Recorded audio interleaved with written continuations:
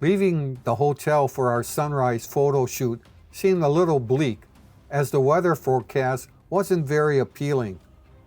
Arriving at Lake Misurina, we soon found ourselves in a blanket of clouds that draped the mountains with a void. I took a few pictures of the shoreline that wasn't socked in yet with the veil of a white hole. Our leader quickly decided to go to Plan B, and we went up the road to another viewpoint that seemed a little better. I rushed out of the van to get what I thought was an excellent reflection in the lake of the trees before the wind erased the mere effect. I think we worked it as long as possible, as the rain was coming in a little harder as time passed.